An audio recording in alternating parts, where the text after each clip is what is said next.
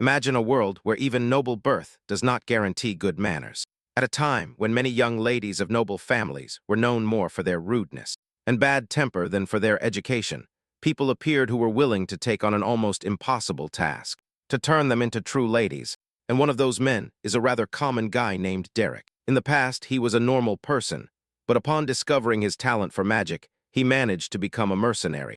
Later, he receives a rather unusual offer to teach magic and manners to young ladies from noble families. And this is where the story starts to get interesting, because no matter how difficult the temper of a noble heiress, after training with Derek, she completely changes. Naive and capricious girls gradually transform into true ladies. It is no wonder that soon the most influential families begin to line up to hire him as a teacher. And honestly, I always like these kinds of stories, where the protagonist not only fights and gets stronger, but also changes the people around him. So it seems Derek has his own rule. There are no incorrigible noble ladies, at least not when he's the one in charge of educating them. This content is an original narrative retelling by the channel's author, created with a unique style, structure, and approach. It does not reproduce the original material literally, and it constitutes a transformative work. When this spoiled noble brat thought she could do whatever she wanted, by throwing sewage water at our protagonist, kicking her and telling her to know her place, what she didn't know was that this would be the biggest mistake of her life. He slaps her when she tries to defend herself. He gives her another reality check. Of course, being the spoiled brat she is, she called for backup, calling the butler. The head butler immediately rushes in and asks what happened. That's when he plays the trump card. Her father grants her the right to use any method she chooses, so she plans another surprise for her. In the middle of the night, he breaks into her room, drags her out of the mansion, and throws her into the forest. Then he tells her the only thing that chills her to the bone. He was never there to help her. He only took the job because he enjoys crushing arrogant nobles like her. The moment Derek draws his sword, she realizes that this might not be a lesson. It might be her execution. She runs for her life through the dark forest. But Derek pursues her like a predator, casting fireballs and ice arrows that explode around her. With death at her heels, she is pushed further than ever before, cornered, exhausted, and consumed by fear. She finally breaks down and reveals the pain she has been hiding for so long. But just as Derek raises his sword to finish her, something incredible happens. A wall of ice erupts and saves her. In that terrifying moment, the girl who was mocked for being useless finally manifests her mana. And Derek realizes that Daya has never lacked talent. But how did Derek learn his magic? In the city of Belstein, an old man lives in the slums, and he can only use one-star spells. But he boasts of being a great mage, as if that were not enough. He has a very bad temper, and loses his temper every time the children mock him. This grumpy old man is who our protagonist, Derek, decided to learn magic from. Apparently, Derek only chose to be his student because he needed followers, and he, for his part, needed knowledge. The old man stood watching Derek practice his magic, and with a smile on his face, he realized that Derek had talent. As he could feel the flow of mana, Derek was able to harness it and create an ice spear, which he threw at a distant tree, sending a chill down the old man's spine. Thanks to this, Derek spent the next year at the old man's house, and while doing all sorts of errands for him, Derek ended up becoming a one-star mage. One night, the old man sat him down to tell him that beyond the northern wall of the city, there are rumors of nobles who have reached 3 stars even before the legal drinking age. The old man tells Derek that reaching such a level may never be possible for someone like him. He tells Derek not to become arrogant, because with his skills, he will collapse as soon as he reaches the 2-star wall. He tells Derek that magic has to do with lineage, and that no matter how hard one tries, it's all useless. Derek continues to listen to the old man say things like he will never be able to achieve what nobles will. And Derek believes that all of this is a manifestation of the old man's longing for all that he never managed to achieve. That night felt very long, and the next day when Derek returned home, he found the old man dead. His body was covered in bruises, indicating that he had been beaten. Derek assumed the old man had gotten into a fight somewhere and was beaten up, but he later learned that the guards had beaten the old man because he had tried to steal a 2-star spellbook from a warehouse. And he wondered why the old man, who had no ambitions, would try to steal a spellbook. Derek remembers that the old man always preached about lineages, but Derek can't even have noble blood. At that moment, a status screen appears before Derek, informing him that he has unlocked the fundamentals of magic, and that he must choose his primary magic school. However, the system informs him that he cannot change his decision. Once again, it turns out that Derek is not originally from this world, and before he knows it, 4 years have passed. Once again, Derek ends up becoming a disciple of a woman named Keisha Flamar, who is the former mistress of the now-fallen house. Flameit, which was a B county. Keisha was born noble and a 3-star mage. So many mercenary groups wanted her. While staying in Ebelstein, she accepted contracts through the Belden Mercenary Corps, and it was she who taught Derek how to use 1-star magic. Derek learned a lot from Keisha, as she is a 3-star mage. During one of their lessons at the Belden Tavern, Keisha tells Derek that it is natural for a mage to desire advancement, and lets him know that he has that talent. She also tells him that excessive greed will slow his progress, or Derek assures the lady that he will keep it in mind. After the theory class, Keisha asks Derek to close his eyes and feel his mana, and to calmly perceive where it is generated. She wants him to think about what kind of flow it has, and to consider it as using mana to bring the image he is imagining into reality. Derek does so, and a blue wave of mana appears around his body. That finally convinces Keisha that the boy has a considerable amount of innate mana. She also notices that Derek's mana is stable, and believes this is due to his extensive field experience. At that moment, Derek opens his eyes, and a loud explosion is heard in the distance, which causes panic among everyone in the building. The mercenaries rush out and ask what happened. Some believe they are under attack, and Keisha grabs Derek's hand and tells him to be quiet. And follow her. Keisha takes Derek to a secluded spot and tells him to listen carefully to what she is about to tell him. She reminds Derek that nobles are sensitive about their privileges, and that magic is the greatest privilege among nobles. She mentions that people treat innate strength as a blessing, but this only applies to nobles. She lets Derek know that it is very rare for a commoner to reach 3 stars, and that any commoner who achieves it has dedicated their entire life to magic. In a subtle voice, Keisha tells Derek that what he just used is a 2-star illusion spell called auditory hallucination. Without realizing it, Derek had become a 2-star mage at the age of 14, and after that, Keisha traveled with him, teaching him various spells. In fact, she even taught him about high society, where she used to be when she was a noble. Before he knew it, another year passed and Keisha left. Apparently, the county of Elvester appointed her as a private tutor. The Elvester house is a very prominent house that even the Grand Duke of the capital respects, because they had Count Elvester on their side. And for Keisha, it was an offer she couldn't refuse, as becoming the magic tutor for a noble of that level was a great blessing for anyone who had the opportunity. However, she left Derek a 2-star spellbook as a gift. On the status screen, Derek has acquired a number of magic spells, but most are still low-level spells that need further development. A year later, Derek had learned enough on his own to master 2 more 2-star spells, and by then he was 16 years old, but he still had no intention of stopping there. Later, Derek visits the mercenaries' tavern and the leader of the mercenary corps. Haddon tells Derek that they have finally secured a suitable request. For once, Derek asks what kind of request it is, and he tells him it's a commission from the Dupline house, the Grand Duchy, which obviously means it's something important.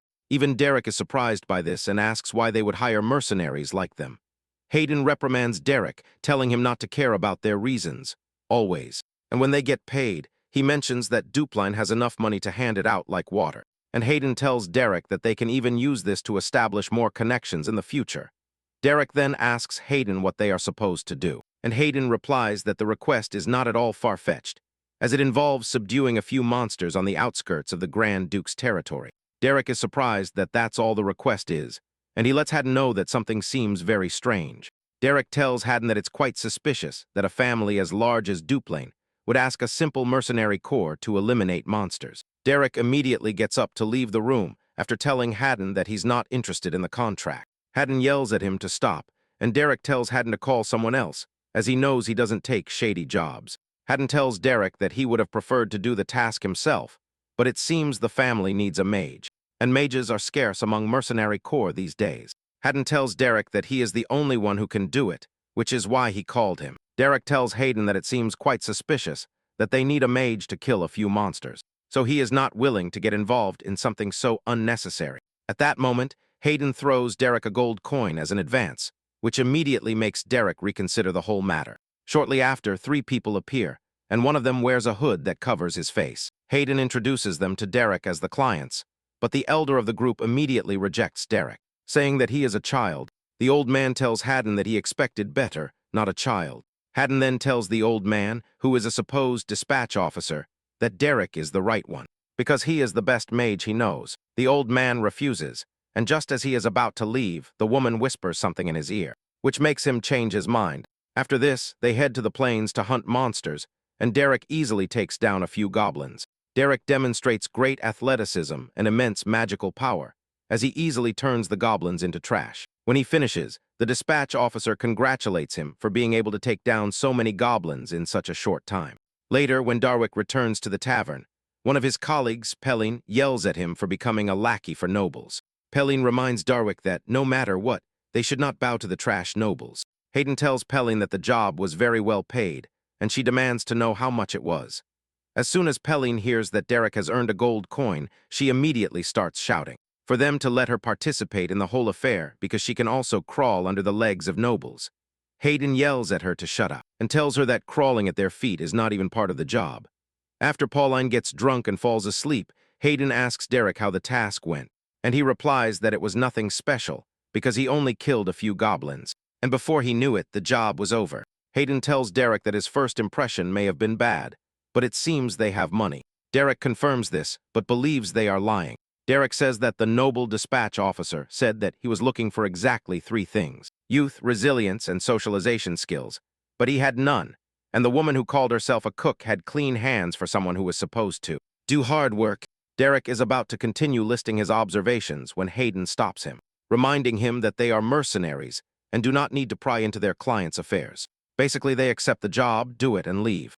Derek agrees with Hayden because the world is wild, and in the jungle, the only thing that matters is earning a living. The next day, Derek helps kill more goblins, and Hayden excitedly asks for payment. Since his subordinate has done a great job, Hayden receives payment of 2 gold coins and almost loses his mind with excitement. At that moment, the dispatch officer tells Derek that he values his skills and that he would like to commission him for a new mission. He asks Derek if he is interested, and this confuses Hayden and Derek, who skip all formalities. The old man tells Derek that he will receive 15 gold coins for the commission. As soon as Derek hears the amount of money offered, he immediately accepts the task without yet knowing what it is. Shortly after, they head to the Duplines' estate. Hayden is impressed by how magnificent the estate is, but Derek simply observes the entire place without saying anything. The old man then tells the two that he would like to introduce himself before entering the estate. The old man then reveals that his name is Delon and that he is Duke Duplin's butler. Delon apologizes for hiding his status, revealing that it is due to the nature of his work. The old woman also introduces herself, saying she is Katerina, the housekeeper, and not just a cook. Hayden is impressed and immediately bows his head to greet them, and Derek is not entirely surprised because he expected it. And this basically indicates to him that the lady under the cloak is of high birth. At that moment, the lady removes her cloak to show her beautiful face with a bright smile. She introduces herself as Eslin Aliner Duplain, and tells Derek that she wants to appoint him as her younger sister Daia's magic tutor. Derek hears this, and is stunned to learn that he has been hired to be the tutor of a noble lady. Meanwhile, Duplain is seen in his office, talking with his eldest son, Valerian. They are in the middle of this meeting when Valerian's brother, Reg, bursts into the room in a rage. Duplain urges his son to behave, but Reg shouts at him that it is Dia who needs that advice. Reg mentions that Dia has gone too far and has started hitting the servants he hired. Valerian urges Reg to lower his voice, telling him that he is in a meeting with his father. However, Reg is unwilling to hear that and tells his father that 10 servants have already quit in the last month, and that all of this is due to Diella's behavior. He adds that Diella is always breaking things whenever she feels like it, and in a defiant voice. He asks his father how long he intends to turn a blind eye to Diella. Valerian can no longer stand Rick's rude courtesy and yells at him to leave the room. Rick continues to tell his father that it's time they let Dia go because they have Aceline. Duplain then tells Rick that what he just said is not his decision. Rick continues to say that there is a monastery that has been inspected by Delon, and that it is a place where Dila can go. Rick believes that, rather than Dila being a burden, it would be better for her to dedicate herself to God's will. He continues to speak out of turn, forcing Duplain to get up and hit his head against the table, reminding him that he had already told him that the decision to let Duala go was not his. To him, despite how terrifying his father is in speech and appearance, Ray makes him know that at some point he will have to decide Dila's fate. At the same time, Derek and Iselin are heading to the main castle, and Iselin asks Derek if he has heard of Dia. Derek replies that he saw her in the Duplain family registry, and Aislinn lowers her head dejectedly and says that Dian is not well known to the public. At that moment, they run into Valerian and Reg, and Valerian asks Aislinn how her experience in Evilstein has been. Aislinn replies humbly that she has been living comfortably thanks to their care. Valerian then suggests that they catch up later because he has to attend to Rig, who is injured. Upon entering Duplan's office, Aislinn greets her father and he comments that he has heard of her exploits in Ebelstein. With a smile on her face, Aisling tells him that it is all thanks to him, and tells him that Derek is the magic tutor she brought from Ebelstein, and that he will take care of Diella. After introducing Derek to Dupline, Aisling tells him that they are leaving so as not to disturb him on his busy day. However, Dupline tells Derek to stay. Once Aisling has left, Dupline expresses his surprise at seeing that Derek is still a young boy. He then asks him if he knows how to handle magic to some extent, and Derek humbly replies that he can use a little one-star magic. Dupline removes his glasses to get serious with Derek, and tells him that he has no reason to lie, because humility is not always perceived as a sign of virtue. When Derek hears this, he realizes that he is facing a 5-star mage, and that humility will not work with him. Just as he said, Derek apologizes, in case he seems like a disrespectful boy, and Dupline tells him that it is okay because he knows why he behaves that way. Dupline tells Derek that, judging by his attire and age, he does not seem like someone suitable to be a magic tutor, and Derek replies that he is actually a mercenary. Dupline then tells Derek that he will not interfere in his affairs, since it was Asline who chose him, and assures him that he will grant him access to the annex where Diella lives. Dupline tells Derek that he can leave, and that a maid will accompany him. However, Derek tells Dupline that he has one thing to ask him. Dupline tells him to go ahead, and Derek reminds the man that he is a mercenary, which means that if he accepts a job, it is his duty to carry it out. Derek mentions that he was hired so that Diella could learn magic and enter high society like a true noble. Dupline asks him why he is saying something that is obvious from the beginning, and Derek tells him that he has a request to make. Meanwhile, in Diella's room, she behaves defiantly with her maid, throwing all sorts of trash at her. While the poor girl can only apologize, Diella yells at the girl to leave, threatening to smash her face if she ever appears in her room again. On the other hand, Hayden is seen talking with Asline, asking her why she chose Derek, as he is quite sure that magic tutors would fight for the opportunity to be Diella's teacher. Moreover, Hayden believes that Darog will have a difficult time as Diella's mentor, as he is a commoner, and she is a noble. Asline then reveals that she has tried all sorts of magic teachers across the continent, but that they all ended up giving up, so she opted for those who can use magic. But they are in desperate circumstances. She knows Darog may have a mercenary background, but she believes he knows the behavior of nobles, and even their culture. Hayden then reveals that Darog's teacher was a fallen noble who used to be quite successful, and he believes Darog learned all sorts of things from him. Jesselyn finally realizes why Darog was refined and kind despite being a mercenary. Aisling believes Darog might be able to gently control and even guide Dia thanks to his past experience. Hayden then tells Ashlyn that she needs to improve her ability to read people, because Derek is a mage who grew up on the streets and has been working as a mercenary. Even before reaching adulthood, Hayden asks Ashlyn if she believes someone from the street can survive on refinement alone and kindness. Later, Derek is led to his room, and after knocking on the door, he enters the room to greet and introduce himself. Dia is sitting on the other side of the room and tells him to come closer. Derek does so, and as he approaches, Dia flashes a malicious smile, as if plotting something. Just as Derek gets close, Dia throws smelly water on him and mocks him by calling him a sewer rat. She continues to say all sorts of obscenities and decides to get on the chair so she can look down at Derek. She picks up another bucket of smelly water and pours it over Derek's head, telling him that she had prepared it in advance. While Della does all this, Derek remains silent. Shortly after, Della runs out of smelly water to pour on Della. Seeing how quiet Della is, Della gets angry and kicks him in the chest, making him fall on his butt. She takes off her shoe and throws it on him, telling him that he stinks. Della then returns to her seat, while urging Della to know her place as the sewer rat she is. Before arriving at Diella's room, Derek had had a deep conversation with Dupline, making him know that Diella's problem cannot be easily solved. It was then that he asked Dupline if he was willing to grant him full authority regarding Diella's education. Back in Diella's room, Derek gets up and slaps her hard across the face, causing a surge of shock throughout her body. 3 years earlier, Derek was traveling with his teacher, Keisha, and asked her what she would do if she had to teach a student who did not appreciate her kindness. Keisha mentions that she would try to understand them, accept them, and even welcome them. Derek believes that is too idealistic and asks her what she would do if the student did not want any of that. Keisha then reveals that the essence of teaching is to guide the student in a better direction, and that if communication through understanding and acceptance is not possible, then she must find a different starting point.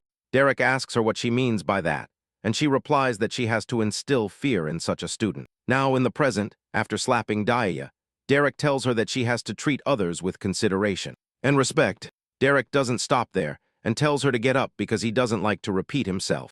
Daya gets up angrily and slaps Derek on the cheek, asking him why someone of low birth like him dares to lay hands on her. Before she can finish saying this, Derek slaps her again and tells her that he won't make her repeat things either. Daya smiles when this happens because she believes she finally has Derek where she wants him. She immediately shouts, calling Dallin, and tells him that Derek has laid hands on her. Dallin and the maids rush into the room and ask Daya if she is all right. Dallin approaches Derek to scold him, asking him what he thinks he is doing by laying hands on Daya, and warns him that there will be trouble if Dupline finds out. But Derek pulls out a note written by Dupline and tells Dallin that he has already received permission from Dupline to handle Diella's education. However, he considers it appropriate. After checking the written and signed note from Dupline, Dallin realizes he can do nothing. When Valerian finds out, he angrily rushes to Derek's room to confront him for touching his sister. He grabs Derek and is about to hit him when Rai stops him and tells him to have a civilized conversation instead of resorting to violence. Derek calmly tells Valerian that Dupline gave him permission. Rick also reminds Valerian that Derek is Aslan's guest, and it would make no sense for him to touch her. Besides, his father allowed it. Valerian then tells Derek to follow him, while asking Rick to stay behind. As Derek leaves the room, Rick subtly tells Derek that he has heard about what happened, and that he believes Daya really needs a beating before she comes to her senses. Rick pats Derek on the shoulder and tells him not to worry about anything because Valerian won't go too far. Deep down, Rick is unhappy with the fact that Valerian continues to protect his sister helplessly. Moments later, they arrive at the room where Daya lived before being banished to the annex. There are paintings all over the room, and Valerian reveals that Daya loved to draw. In fact, she always asked Valerian to help her look at her drawings, and every time she did, she would blush excessively. Valerian then reveals that Daya never finished a drawing, and most of the time left a blank space, and only drew the parts she liked. Valerian apologizes for his previous behavior, and Derek assures him that it's okay. However, Derek wants to know why Valerian has brought him to the room, and Valerian tells him that he wanted to show him that Dian was not a child who deserved to be despised or beaten. Valerian mentions that Dian started becoming excessively obsessed with lineage at some point. In the end, she was kicked out of the main house and confined to the annex. Valerian says he has no idea why she became like this, but he believes they must do everything they can to prevent her from being sent to the monastery. Valerian says he will be able to convince his father to let Daya stay if she can learn even a single star spell. In a sincere voice, Valerian urges Derek to save Daya. Derek then tells Valerian that Daya did not completely give up on magic, judging by the notes and the margins of the books she is looking at, and adds that the books on the distant shelf are all theoretical books from the School of Regulations. Valerian confirms this, saying that nobles learn at the School of Regulations, and after examining everything more closely, Derek tells Valerian that he will do his best. Later that night, Della sleeps soundly in her bed when Derek appears, and pours water on her head, telling her to get up. Della can't believe what just happened, and thinks Derek has lost his mind. Derek ignores her and simply grabs her by the hand, telling her to come with him. Della can't believe what's happening to her. Of course, Derek continues to drag her down the hall as the maids watch in shock. Derek soon drags her out of the estate into the forest, and once they are deep in the forest, Derek throws her to the ground. Della thinks Derek has gone mad and yells at him, asking who he thinks he is to teach her. Derek surprises her by telling her that he has no interest in teaching her magic, but took the job because he likes to beat up conceited nobles. Daya is surprised to hear this and assumes he has trouble hearing things correctly. Derek continues to tell Dier that being a tutor is more or less an excuse to beat up arrogant nobles and haughty ones like her. Dier still thinks it's a joke, until Dier draws his sword while telling Dier how pleasant it is to hear nobles scream. Frightened, Dier asks Dier if he thinks she will be safe after doing what he plans. Dier assures her that she will be safe because, in any case, she will be sent to a monastery, and no one will believe what she says. Derek adds that he can easily apologize with his life if anything serious happens, as a commoner's life is not worth much. With an evil smile on his face, Derek says she also has the option to run away, because they would soon forget about him, as he would be doing the family a favor by ridding them of their headache. Seeing how events have unfolded so far, Daya realizes that she might actually die, and immediately runs in the opposite direction, trying to get away from Derek. Daya realizes that Derek will easily catch her if she continues on the path leading to the residence. Daya decides to go deeper into the forest, hoping to lose Derek as she knows the terrain well. She then plans to run back to the residence once she is safe, and she is quite sure they will kill Derek for this. Suddenly, she looks back and sees Derek conjuring a fireball, which surprises her. since a fireball is a 2-star spell. She wonders how Derek can use 2-star spells. Before she knows it, Derek throws the fireball at her, but misses intentionally. The fireball hits and causes a large explosion that greatly frightens Dila. And when she turns around, she sees Derek smiling like a maniac. Dila manages to get on her feet, but soon stumbles and falls to the ground again before she knows it. Ice arrows begin to fly towards her, narrowly missing her. One even lands right in front of her. Proving how close she was to death, Derek mocks her, telling her that she is quite fast, and that he finds it hard to believe that someone like her, who has been locked up, has enough speed to run. Daya ignores Derek and runs again, but at some point realizes that she may not be able to escape Derek, because it seems he is going to catch her. Just then, Derek kneels to feel the forest, and realizes that it is the same one he saw in the paintings. Derek deduces that Della has been running through the forest since she was a child. Derek realizes that Della was able to feel the mana in the vast nature, and transfer that feeling to the canvas without even realizing it. Derek is in the middle of his deduction when Della appears behind him with a stone ready to crush his head. However, Derek is able to react quickly enough to hit the stone out of her hand with his sword. Daya falls to the ground in fear, realizing she is finished. Derek tells her that he admits her spirit is admirable, because he knows it would be difficult to escape pursuit. But she decided to fight back. Instead, Daya is sure that it was not an easy decision for her, and lets him know that she no longer has the strength to keep running. With a terrifying voice and her sword ready for action, Derek asks her if she has any last words. Daya's pride surfaces, and she tells Derek that she has no intention of apologizing because she does not stoop like the Probellos. Derek then asks her why she is so obsessed with lineage, and she replies that she has nothing left if her noble lineage is taken away. Daya slams her fist on the ground, and with tears in her eyes, she asks Derek if he thinks she has never tried to use magic, but no matter how hard she tries, it never works. Daya tells Derek that she has nothing left once the painting is taken away. And magic, she tells Derek that the only thing she has left is her lineage, and once that is taken away, she doesn't think she's useful for anything. Derek takes a deep breath after hearing everything she has to say, and draws his sword, saying she has suffered enough. Derek tells Dila that this is the end, and he swings his sword at her, ready to kill her, but something shocking happens. Daya expected her head to roll on the ground, but when she opened her eyes, she realizes she is still alive. In a surprising turn of events, a wall of ice surrounds her, which has prevented Derek's sword from reaching her. Della is surprised to realize that the mana that created the ice wall is coming from her body. Derek then sheathes his sword and praises Della for her good work as he bows to her and apologizes for his rudeness. Della is stunned by everything that is happening, and Derek tells her that it may not be something that can be called magic, because what just happened is nothing more than a manifestation of mana. But the fundamental thing is that she achieved it. Dallin can't believe what she sees in her eyes, and lets out a loud cry of frustration as she finishes crying.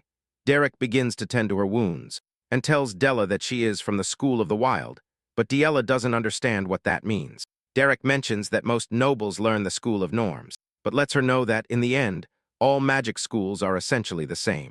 However, the only difference is that they differ greatly in the process of understanding and mastery. Derek tells Della that she belongs to the School of Wild, and that her efforts to learn magic through the theory of the School of Norms were only going to cause her trouble. Derek explains it to her in simple terms, saying that Della was not only trying to wear clothes that didn't fit her, but it was as if she was forcing herself to wear clothes that didn't even fit her. Della then asks him how he knows she is from the School of Wild, and he reveals that he saw the drawings she made. He tells Della that she can feel the mana floating in nature, and she captures this on canvas. He explains that mages born with the temperament of the School of the Wild usually feel the mana in nature when they are very young. Afterwards, they should give it legs. He tells her that she should be able to walk.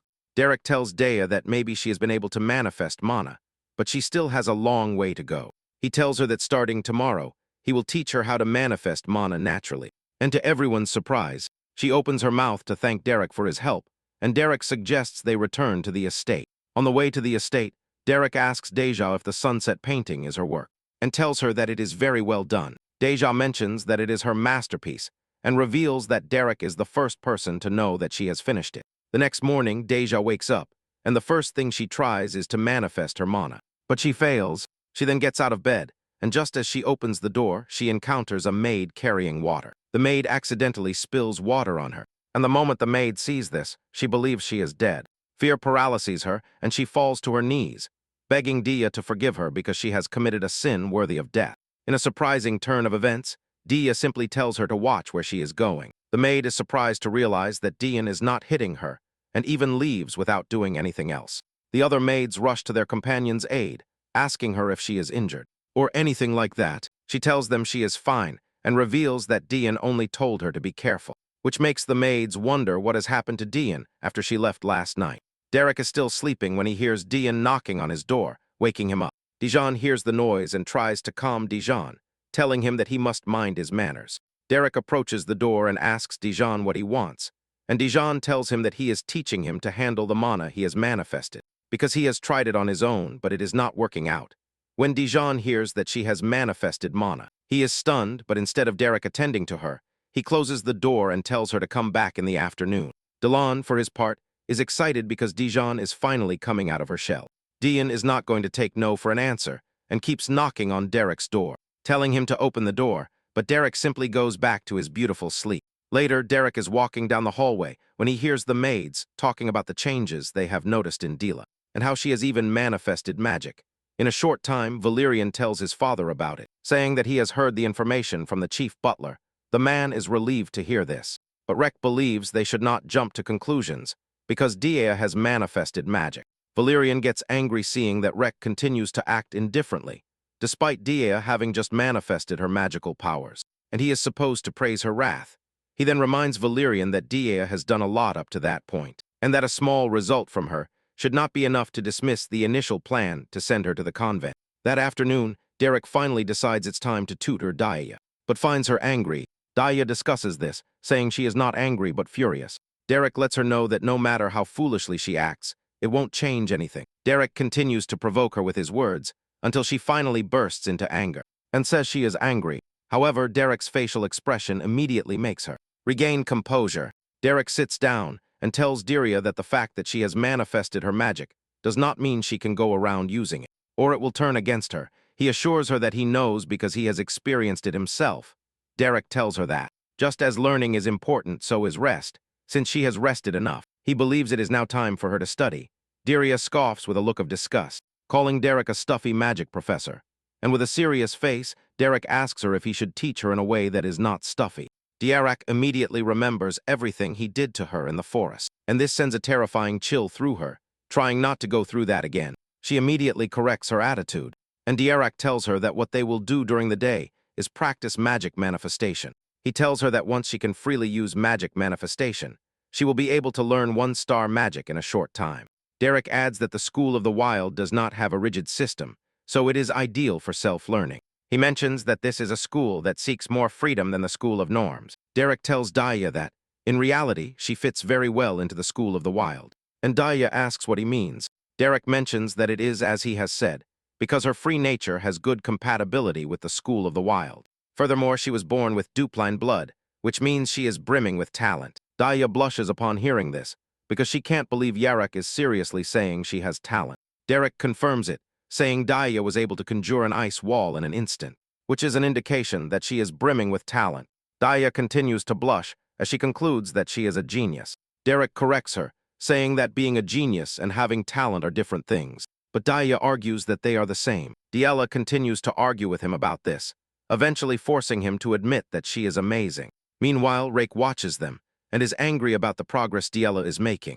The next day, Diella bursts into Derek's room to tell him that she can now manifest magic, but that she can't get it to orient correctly. In the following days, Diella continues to improve in using magic, and she is always ecstatic. Every day, she discovers something new. At some point, Derek leaves the annex to spend some quiet time under a tree and to read the book that Dupline gave him. Dila keeps showing up and asks him if he thinks her father gave her the book so she could slack off. And Derek says yes, revealing that it was for this reason that they were given the books.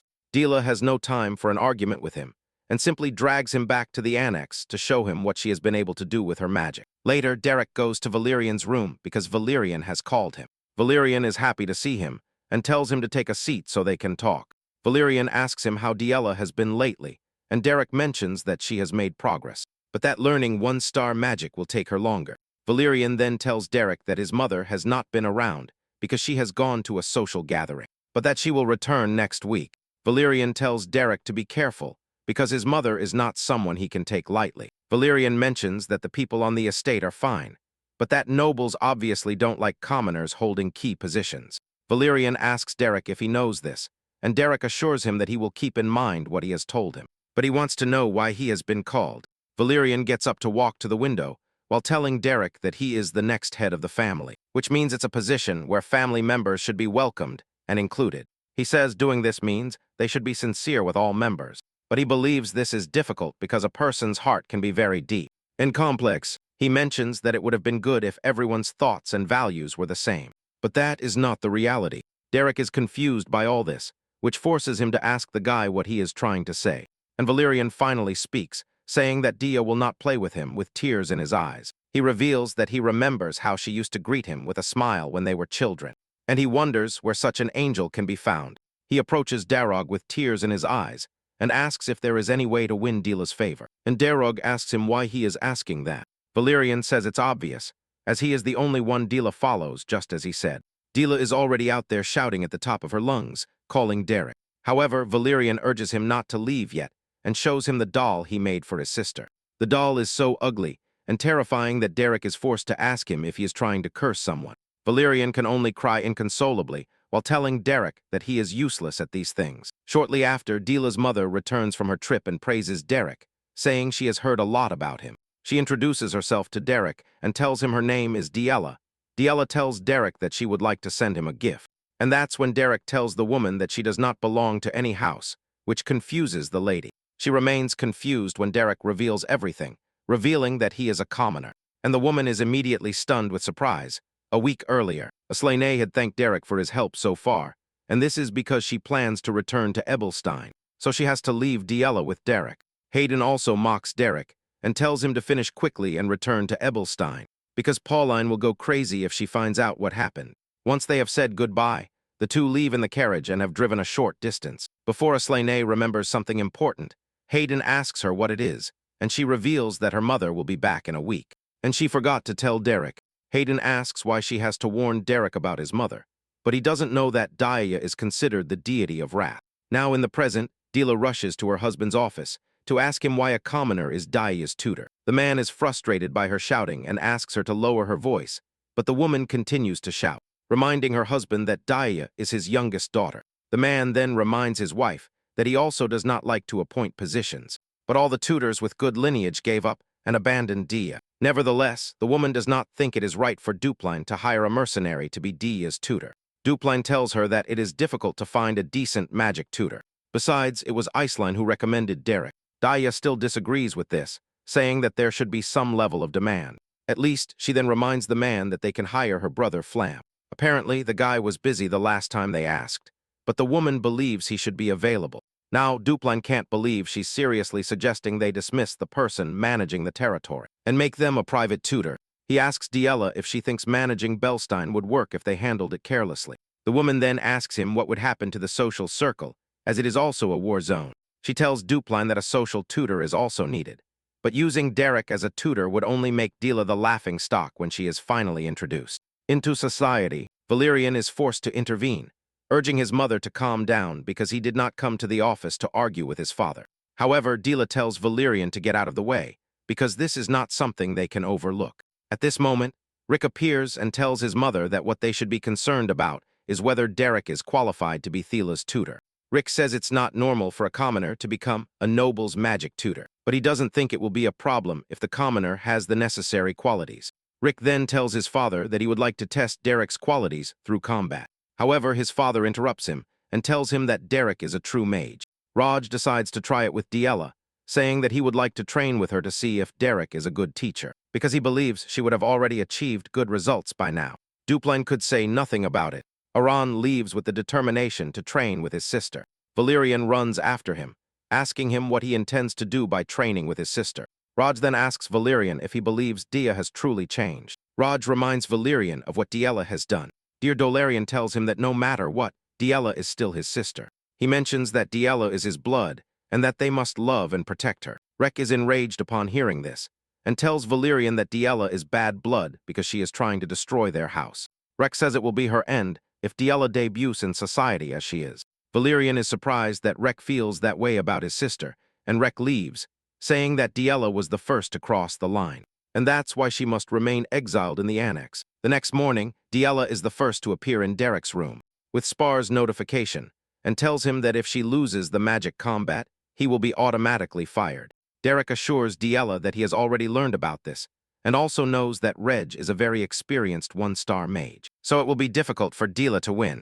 Diella is surprised to hear this and shouts at him, asking if that's all he has to say, because he is going to be fired. Derek reminds Diella that he is a mercenary and that he does the job he is hired for. He gets paid and leaves. Derek surprises Diella by telling her that she has already been paid more than enough. Finally leaving her stunned, a week later, the stage is set for the magic combat, and Dupline and other personalities are present. Derek welcomes Dupline to the arena, and Dupline is surprised that Darog does not seem scared or worried at all, and wonders if he is really so confident in himself. Dupline is impressed by this, and this only confirms why he believes Darog is important to the family. On the other hand, Raj enters the arena with the goal of completely destroying his sister, because he wants her to regret her past to the depths of her being. A week earlier, after Darog mentioned that the whole was a mercenary thing, Deja asked him if he really didn't care what happened to her always. And when she got paid, Derek then tells Deja that she should have realized that her magic is growing quite well, and that even if she cannot use one-star magic immediately, it will not take her long.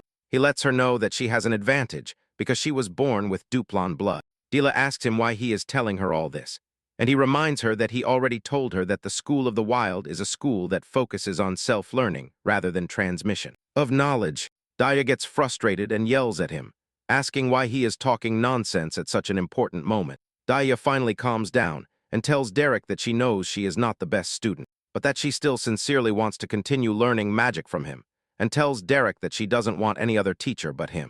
Derek then tells Daya that she does not know the manners or rules of noble magic combat because she has never participated in one, but that he can teach her how to win a fight. He asks her if she is ready to win, and scenarios of what would happen if she failed begin to play in her head. She realizes that many horrible things would be said about her if she lost, and with pure determination, she tells Derek to make her win.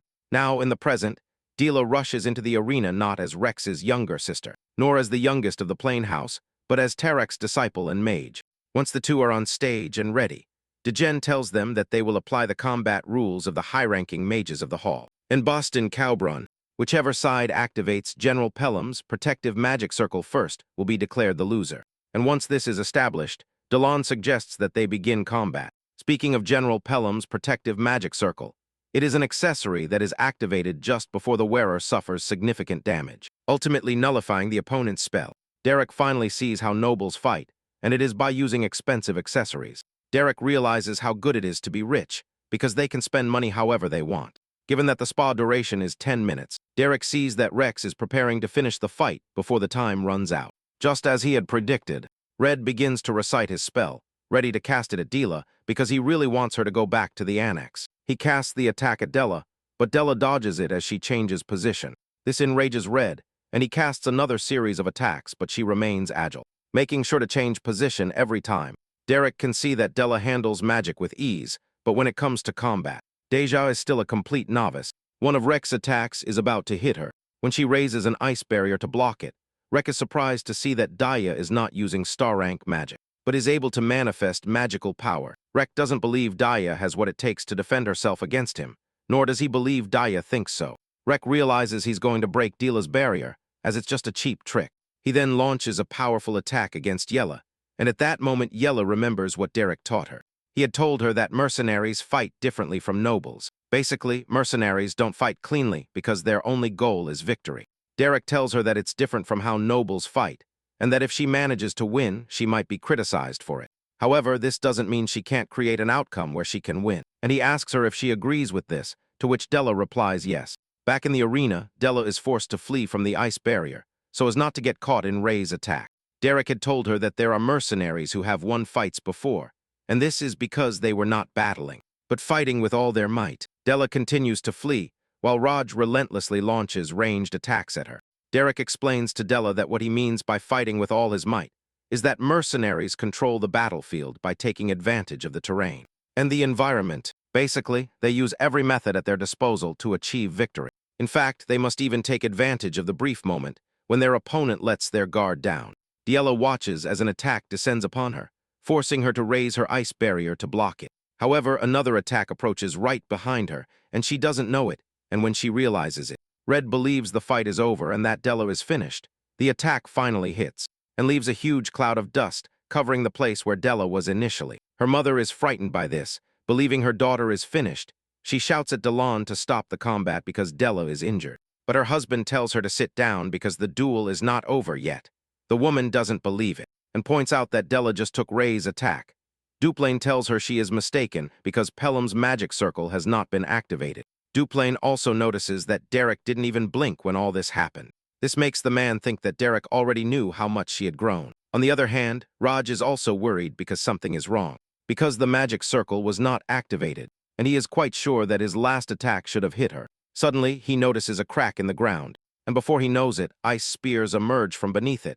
He barely manages to dodge the attack, and it is then that he realizes that Daya has started attacking him from below the platform. However, according to the rules, leaving the platform should count as a defeat. Rick stares at Delon, waiting for him to stop the combat, but he does not. It is then that Rick realizes that Delon does not stop the combat because he considers the platform below to be part of the arena, and not outside of it.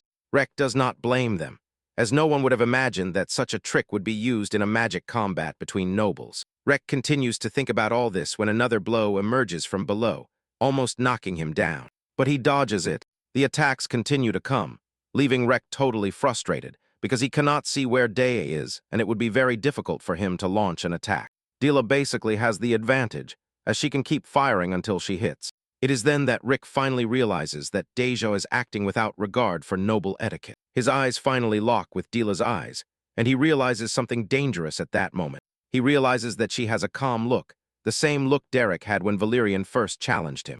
Rick immediately realizes that not everything went according to plan, because Derek was supposed to be behind it all. And since this is how things are going to unfold, Derek decides to play along and takes off his coat, ready to give it his all in the fight.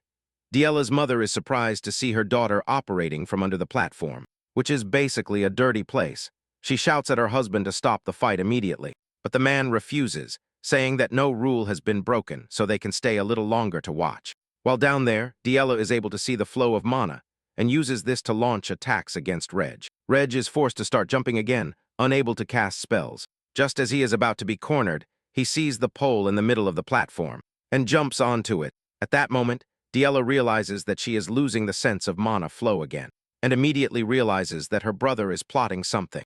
However, she is sure that the next time Raj tries to cast spells, she will definitely catch him. Meanwhile, Rek has realized that Daya cannot react to his mana from where she is, but at the same time, he cannot cast spells from where he is, which means there is only one way out. He decides that he will destroy the platform without using spells, and launches a long-range attack to cut the pole from the base.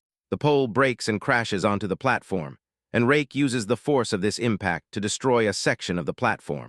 Rake also falls below the platform to have a proper fight with his sister. He sees her running through the dust and launches an ice arrow at her, but she blocks it.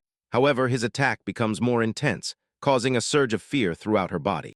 Rake realizes he has the advantage at close range, so he only needs one magic arrow. But before he knows it, Daya lunges at him and kicks him in the chest. Raid falls to his knees in pain, and while still suffering from it, Dila throws dust in his eyes, causing him even more pain and blocking his vision. The moment Daya realizes that he is incapacitated, she takes the opportunity to return to the surface. And Daj realizes that Daya no longer has mana, so she is doing her best to win. Even if it's practically impossible, Raj gets back on his feet to show how strong he is, since the duel was initiated for Dila to prove her worth in the first place. Moments later, Raj climbs back to the surface, and at that moment Daya realizes that she is bleeding from the head. A drop of blood falls from her head, and it is then that she remembers what Darog told her. He had told her to think of her mana as pain, while her spells are her brush. He lets her know that she has to pick up the freely floating paint with her brush to create a complete image. And that's exactly what magic is known as. Daya was impressed at that moment, seeing how Derek showed her the flow of mana. Now that she is about to lose, Daya holds onto what Derek told her, and with it she is able to pour her mana and feel it at her fingertips. She follows Derek's analogy that her magic is her painting, and with it she shows refined mana with an ice spear ready to be used. Delon and Diella are shocked because what Diella is showing them is basically one-star magic. As Diella prepares for her final attack, Derek also decides to give it his all, and gathers all the mana he can. Before creating a series of ice arrows, Derek is confident that he is still one step ahead. Even though his sister has just activated a one-star spell, Ray plans to hit Dila before she hits him so he can finally win the combat. Deja launches her spear at Rick, and Rick responds with the multiple arrows he has prepared. Their attacks meet halfway, causing a large explosion which surprises her mother. However, when the dust settles, a magic barrier had been activated. A year ago, Delon informed Dupline that a letter had arrived that morning, and that it concerned the upcoming social gathering. As they walked down the hallway, Dupline saw Diella in her room, looking sad and lonely. Now, in the present, it turns out that it was Diella's barrier that activated, and she realizes that she has already lost. She cries out in tears and frustration, while her mother scolds her father for allowing such a vulgar fight to occur. While the woman is busy rambling and complaining, Duplain ignores her and focuses on his daughter because he recognizes something in her. When Duplain was younger, he was a fierce knight and loyal to his king even in times of war. The king had told Duplain back then that he had the eyes of an ambitious person. Now, as Duplain looks at his daughter, he realizes that she has that same look of ambition in her eyes. The maids rush to see how Diella is, asking her if she is all right. But she remains silent and continues to cry. One of them wants to take her to treat her wounds, but she pushes her hand away, walks across the platform, and passes by Rick, who hesitantly congratulates her on her good work. The maids believe Daya will head to her chambers, but she keeps walking until she reaches the place where Derek is sitting. Once in front of him, she expresses her pain and her frustration at having lost. With tears in her eyes, she apologizes to Derek for losing. Derek stands up and tells her that it's okay to lose, but encourages her to use the frustration to rise higher and become stronger. Derek's words move her deeply, and she cries even more, while the maids stand behind, wondering what they can do to help. At that moment, her mother appears, hugs her, and sympathizes with her for what has happened. Daya wants to speak, but her mother tells her that she doesn't need to say anything. She hugs her and encourages her to heal first. After she leaves, the woman approaches Derek and shouts at him, calling him a vulgar wretch. She tells Derek that he may have turned Dila into a one-star mage, but that doesn't mean he's impressive. Without hesitation, she slaps him across the face, while telling him that all Derek did was teach her daughter cheap tricks. She grabs him by the shirt and tells him that she made the Grand Duke's daughter do something dirty, and slaps him across the face again. She continues to shout at him, calling him all sorts of foul names, while telling Derek to have some dignity. At that moment, Dupline appears, and Della quickly turns to him, expecting him to support her. Dupline surprises her by slapping her across the face, and tells her that she is the one acting vulgarly. Della is surprised that her husband slapped her for a mere commoner, and Dupline agrees with her that Derek is a mere commoner, but he is her daughter's tutor. He asks what father in the world treats his daughter's tutor the way she just did. Dupline then turns to Derek and urges him to forgive his wife, because everyone has their own way of loving their children. Derek takes a deep breath before telling Dupline that it's okay. Dupline tells Derek to follow him, because they have something to discuss privately in the audience chamber. As they walk away, Deella wonders what just happened to her. When they finally arrive at Dupline's office, he praises Derek for the good job he has done with Diella. He tells Derek that he plans to give him a proper reward and asks if he wants it, the highest rank allowed to a commoner, which is 3-star magic.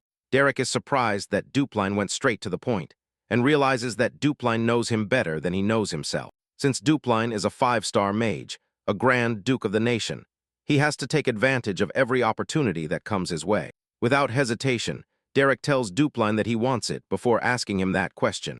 Dupline had praised him for teaching his daughter very well, but let him know that the current level of achievement is not enough to survive in high society. Derek replies that there are plenty of people around him who can guide Diella, and that now that she has found her way, he is quite sure she will grow rapidly.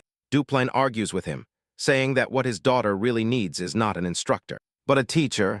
Dupline tells Derek that he can sense that he harbors such great ambition that he is not even allowed to dream of it. Dupline tells Derek that he is willing to turn a blind eye because it concerns him, and Derek is surprised that the man is not preventing him from reaching even greater heights, such as 4 stars. Derek realizes that this is precisely what makes Dupline even more dangerous, and Dupline mentions that he is aware that Derek will not be able to stay at the estate for long, since he has the ambition to be great, and asks him if he is ready to leave yet. And Derek replies yes. Dupline then tells Derek that he is not going to stop him, but he wants him to teach Diella a little longer. It is then that he finally asks him if he wants the 3 stars, which is the highest rank allowed to a commoner. After the meeting with Dupline, Derek gains access to the library, where he finds a 3-star spellbook. This leaves him impressed, because there are many people who spend their whole lives trying to get a single 2-star spellbook. But he, somehow, has been granted access to a bunch of 3-star spellbooks. With this, Derek realizes that he has more reasons to stay at the estate even longer. But he believes Pelenes will go crazy if she finds out.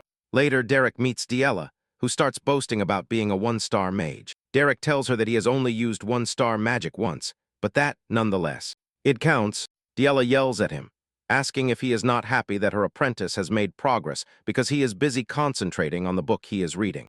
Derek does not give her a satisfactory answer, and she decides to withdraw. Derek congratulates her, telling her that she has recovered a lot in the past few days. She recalls that she was crying inconsolably after losing a rag, and Dier tries to act like a tough girl, saying she wasn't crying because it was just dust in her eyes. Also, she thought Derek was going to be fired and really wished her father had told her earlier that Derek wasn't going anywhere at that moment. Derek suggests she start on the day's lesson because she is already growing rapidly and will need to start learning other one-star spells as well. Diella quickly seizes this opportunity, as Derek is basically accepting the fact that she is a genius. Derek mentions that her growth is uncommon for being able to use one-star magic. Shortly after the magic manifestation, Diella takes advantage of this and tells Derek that she already told him that she is the type of person who does what she says she will do. Diella begins to suggest a lot of magic spells they can start with, like the magic arrow, which is easy to cast without needing to recite any spells. As she thinks about the series of spells she can use, Derek interrupts her to tell her that they will practice magic manifestation. Diella is surprised to hear this, as she thinks they will be learning one-star spells. Derek mentions that there are many reasons for this, but in the end, the most important thing is the fundamentals. Derek is about to go into more detail when Della finally agrees to do it, because she believes that everything he says is correct. She confesses that she was just excited for no reason, because she thought they were going to learn one-star spells. At that moment, she notices Derek staring at her and asks him why he is doing so. She teases him, asking if he has something on his face, but Derek says no, that he is just surprised that she is listening so obediently. Diella replies to him with attitude, telling Derek that she has always respected his words from the beginning. But Derek reminds her of the 2 times she threw dirty water at him. Deja feels devastated upon hearing this, and is surprised that Derek still doesn't remember. To prevent the atmosphere from spoiling, Deja starts acting silly, suggesting they start the day's lesson. The lesson continues until sunset, and Deja is already exhausted from learning so much. Derek decides to take a break, and tells Deja that he has heard that from now on she will be very busy. Deja confirms this, and tells him that she has been told that starting next week, she will also be taking etiquette classes and general knowledge. Derek thinks that's a good thing, because she has learned a star spell and finally has access to a real noble education. Diella tells Derek that she doesn't like having to learn all those boring things, like basic noble etiquette, foreign languages, geography, history, botany, piano, and even sewing. She wonders how Aisling was able to endure all those things she just listed. Derek is also surprised, and tells her that's why Ailing is known as the flower of Dupline, and that's why she is the center of Abelstein's high society. Diella tells Derek that all she wants is to study magic, and Derek tells her to do so, reminding her that Dupline hired him so they would have a lot of freedom. However, Diella doesn't think they will have much time, and Derek asks her if there is anyone who will be throwing him out. Diella says yes, and lets him know that her father may have accepted him, but her mother is not one to let things go. Derek is also baffled by this, and asks Dirla why her mother would want to kick him out. Dirla mentions that most likely her mother is worried that if she learns from Derek, she will stray from noble dignity and end up becoming a mercenary as well. Dirla tells Derek that Spar has none of what nobles call dignity. Derek then tells Dirla that it's nothing special, and Della is confused. Derek lets her know that silencing her mother is not as difficult as she thinks, because all they have to do is remove her excuse. Later, Della's mother is seen walking around the estate, thinking about how Derek could be a bad influence on her daughter. Different scenarios begin to flash through her mind, such as Della having gold teeth and going around hunting wild boars. Just thinking about that possibility gives her a severe headache, and she wonders what Derek can offer Della. She knows her husband might have accepted Derek, but at the same time, she is still the lady of the estate. The woman is thinking about what to do when Daya appears before her, and she already believes Daya is going to run into her arms, as she always does. Surprisingly, she notices something strange, and that is that Daya is wearing a nice dress, and greets her in a noble manner.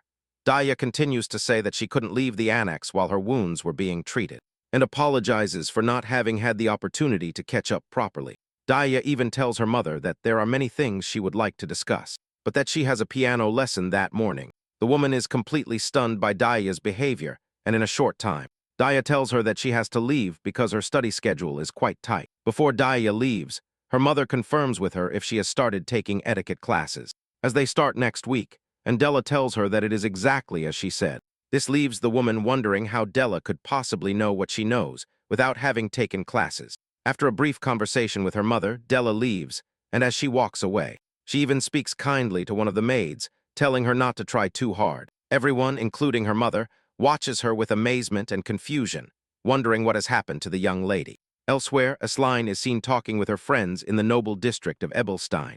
They tell Aslain that she seemed worried at the last meeting, but let her know that it's different now. Aslain is surprised to hear this and asks them to forgive her, because she has no intention of worrying them, and reveals that most of what worried her has already been resolved, so she basically feels much better.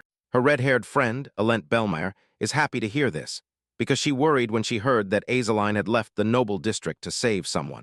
Azaline thanks her for her concern, and reveals that it was her younger sister, Diella, who needed a magic tutor. She got very busy because she had to go find one herself. When Island hears this, she is surprised. She can't believe that Isaline herself went to find a magic tutor, which means the tutor must be an incredible person. The other friend, Denise Beltas, chimes in to confirm the story, and Ezelin tells them that she saw Diella some time ago, and that she has become such a proper young lady that she almost didn't recognize her. She proudly mentions that her sister has manifested a star, and that her demeanor was so neat and serene that it made her feel like she also had to try harder. Denise is surprised that Azaline mentions her sister, as the family had always hidden Diella. Denise then tells Azaline that it must have been thanks to the actions of the good magic tutor, and Azaline confirms it, saying that she may not have status but is exceptionally capable, so it was worth going all the way to the Beldung Mercenary Corps to find him in person. Alent is even more surprised to learn that the tutor is a mercenary. However, she is more interested in the fact that said tutor was able to reform Diella from being a rebellious girl to a quiet girl who has even become a one-star mage. Elente then asks Aslain if she can ask her for the name of the magic tutor. At first, Azaline hesitates when she hears the request. However, Alent tells her that the guy will eventually become famous, as he is Daya's tutor, and that all she wants is to know his name before he becomes famous. Isaline then reveals that her sister's tutor is Derek. Back at the estate, Daya and her mother are conversing, and Daya tells her mother that Derek has been teaching her etiquette. She says she found it difficult to learn etiquette on her own, but instead of admiring Derek's impact, Diebel says it's good that she's studying on her own. Daya is unwilling to give up imposing herself on Derek, and indirectly corrects her, saying that it was all thanks to Derek. David continues to refuse to acknowledge Derek, and asks Daya how difficult it must have been for her to study on her own. And Daya tells him it was difficult, but it became easier thanks to Derek. At this moment, the woman is collapsing inside, because the only thing she has heard since the beginning of the conversation is Derek this, and Derek that. She is totally frustrated, and her enthusiasm to get rid of Derek becomes even stronger. But she needs to find a way to make things worse. The servants praise Diella, saying that she has been very kind and gentle. Even the gardener tells the woman that Diella has been in a very good mood, and that she has changed a lot in a few weeks. To top it all off, Delon also testifies that Della has taken a completely different path, and sometimes even confuses her with Aslan. Delon believes that Della is finally about to become a true lady, and Diebel almost loses her mind, because there is no opportunity she can take advantage of. Later, Derek is seen practicing his magic, but he is having difficulty. When Reg appears, he apologizes for interrupting his training, but Derek tells him there's nothing to worry about. Derek then asks him what brings him to the place where he is training, and Rejik reveals that he is there to talk to him about Diella. However, before saying anything, he notices the 3-star spellbook Derek is holding.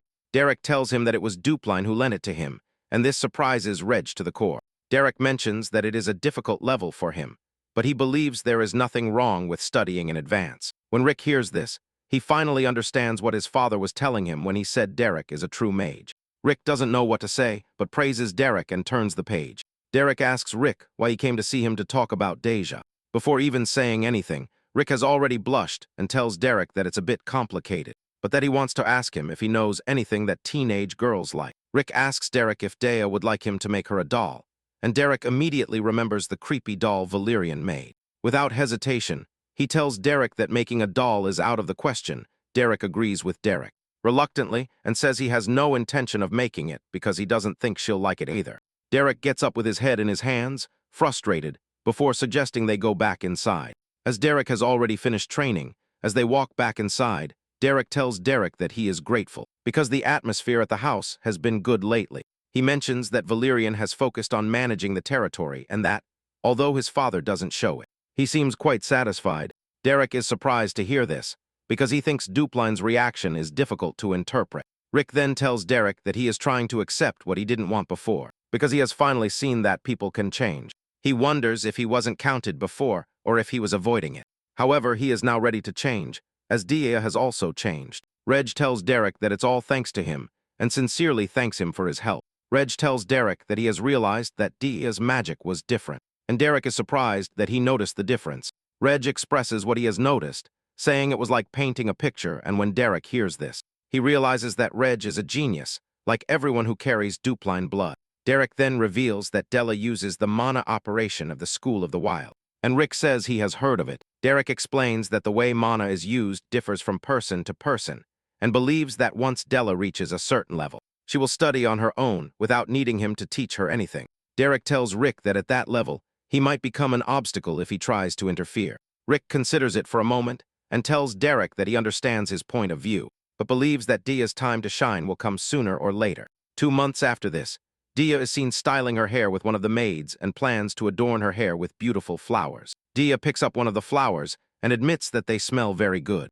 Dia says she now feels comfortable using store magic and has even become closer to the servants. Dia says she has missed out on many things during all this time and owes it all to Derek. The maid mentions that Dia seems exceptionally happy that day and asks her if she is excited about her magic lesson. Dia is surprised to hear that her happiness is reflected on her face and asks the maid to give her one of the leftover flowers to give to Derek. However, Dia's happiness is short-lived that same day, and the flower falls from her hand. When Derek tells her he is leaving because he has nothing more to teach her, he explains that this is how the principles of seasons work, because there is no eternal winter or eternal spring. Later, Derek meets with Dupline to explain things. He tells him that Diella belongs to the School of the Wild, something he already knows perfectly well.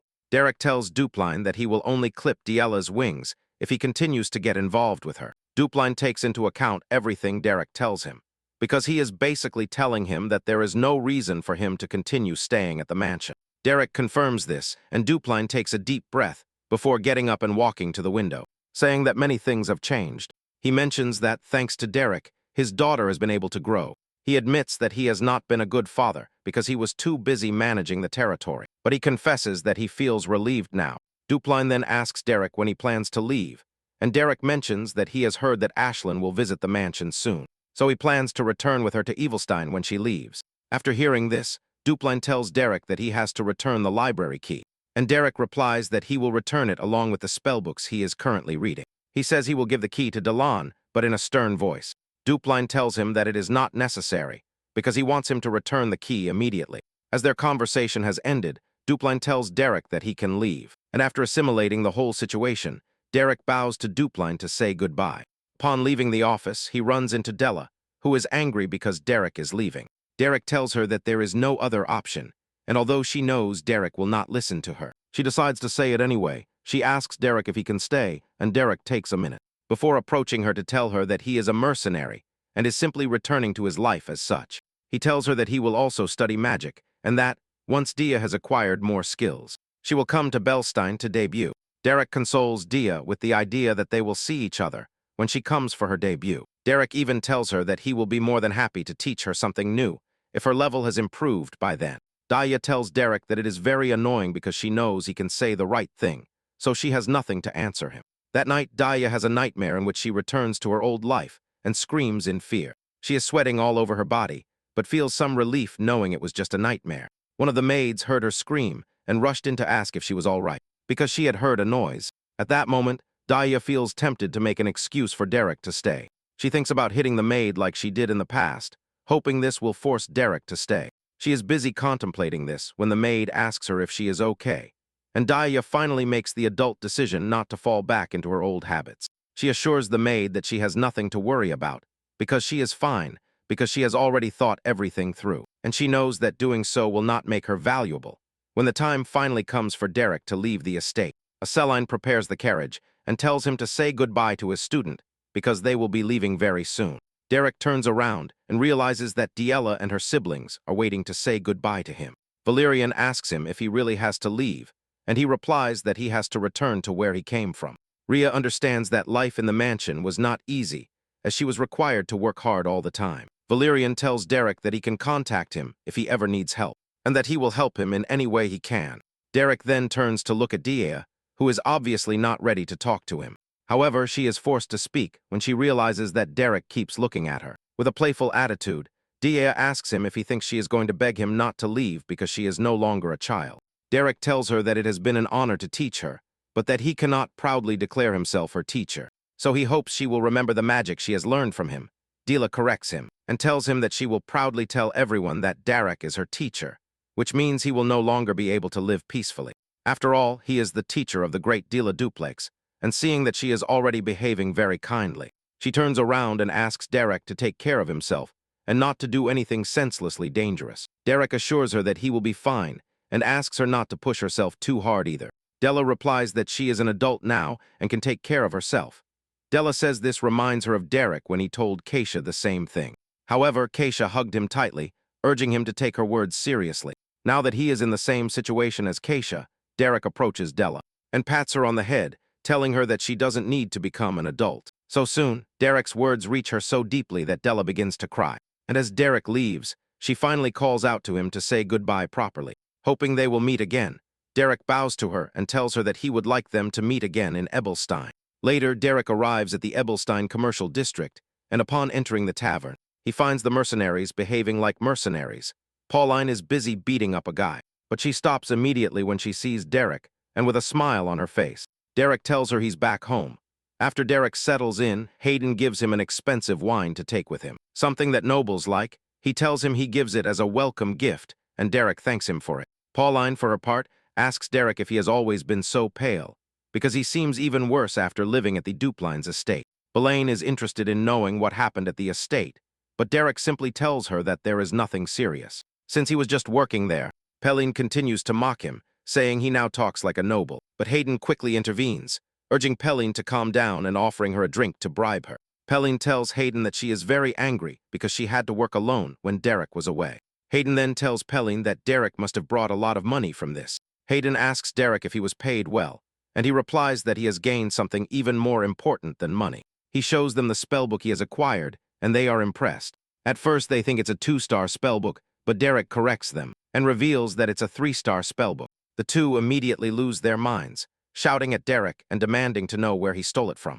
They tell him he's a dead man if he gets caught, but Derek clarifies the situation by saying Dupline gave it to him.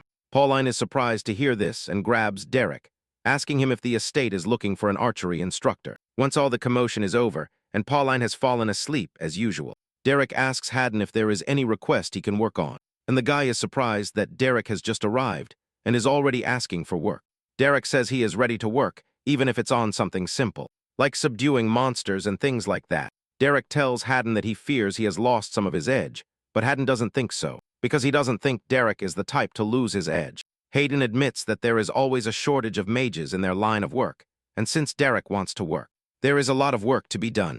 Without wasting time, Derek tells Haddon that he would like to start the next day. The next day, Derek and Pelline venture into monster territory to fight monsters. The two have perfect synchronization as they eliminate monsters, while standing back to back to ensure there are no gaps. And they continue to travel through various areas, eliminating monsters along the way and at night. Garak tries to reach the 3-star level, but still finds it difficult to do so. Despite the failure, he ends up causing a large explosion that almost destroys his hands. He realizes that he has learned to master 2-star spells, but the 3-star barrier is too high for him. Since the summer, Derek and Pelline have been out there carrying out subjugation tasks, until the harsh winter season, when they finally return to the tavern. Hayden praises their strength and says it's good to be young, because they have the strength to go and come through the Kent Mountains in such harsh weather. In fact, he believes the two are the only ones crazy enough to bring back a harpy's head in such harsh weather. Pelline takes a deep breath and confesses that she finally knows what it feels like to be alive. Hayden then suggests they rest the next day, as they have worked very hard. Hayden tells Derek that a request has just come in that suits his taste. Derek asks what kind of request it is, and Hayden tells him it's an expensive request, but relatively easy. It turns out to be a request sent by the Raw Mercenary Corps of West Street, and it was from Count Belmayer. Apparently, they are looking for a commoner to help them with a magic combat, which simply translates to them looking for a punching bag. Hayden tells Derek that all he has to do is take a few hits, and that's all he has to do on the mission. The next day, Derek heads to the magic combat arena, which is located in the Noble District. Elsewhere in the city, the Ente is seen asking her master who she is supposed to train with, and he tells her that they have already found a commoner. The Ente is surprised that she is being asked to hit a commoner, and the man tells her that it is part of her training. He assures her that the commoner has been promised enough compensation for her to give it her all. The Ente is still not comfortable with the whole thing, and to make her feel better, the man tells her that the commoner can handle 1-star magic, however. The Ente reminds her master that she is almost 2-star, and that there is a big difference between 1 star and 2 stars, which can even be compared to heaven and earth. Later, the Ente meets Derek, who is going to be her training partner. Derek introduces himself to the lady, and as soon as she hears his name, she realizes that she has heard it somewhere before. After the introductions, the Ente's master suggests they head to the arena, but the Ente remains wondering if the boy is really a mage, as he looks so young. Upon entering the arena, the Ente asks Derek if he knows the basic rules of magic combat, and he replies yes. The Ente is happy to hear this, and encourages him to resist as much as he can. She assures him that she will try to finish the fight as quickly as possible, but at the same time, the Ente is worried that Derek will be seriously injured if he overdoes it. Derek then asks her what resistance she is referring to, and Alent is annoyed by the question, as she finds it ridiculous. Derek tells her that he needs to know how much he should resist in order to help her. Alent hears this and makes fun of Derek, telling him that he has a funny way of speaking, and tells him to resist with all her might. Derek hears this and immediately commits, telling Alent that he will do as she orders. This story blends personal growth with the world of magic very well. And nobility. At first, Derek seems like just another mercenary trying to survive using his talent. But gradually, we see that his true value lies not only in his magical power, but in his ability to understand people. Instead of imposing discipline through force, he achieves something much more difficult, making those around him change of their own free will. What's interesting is how the story shows that talent doesn't always depend on noble origin or lineage. Derek is a mere commoner who, thanks to his experience, patience, and character, ends up influencing even powerful families. And seeing Diella's transformation, from an arrogant and troublesome girl to someone who genuinely wants to grow, is probably one of the most satisfying moments in the entire story. Now the question is, do you think Derek will meet his former students again when he becomes even stronger as a mage? Write it in the comments, and if you liked this story, don't forget to leave your like and subscribe for more incredible stories.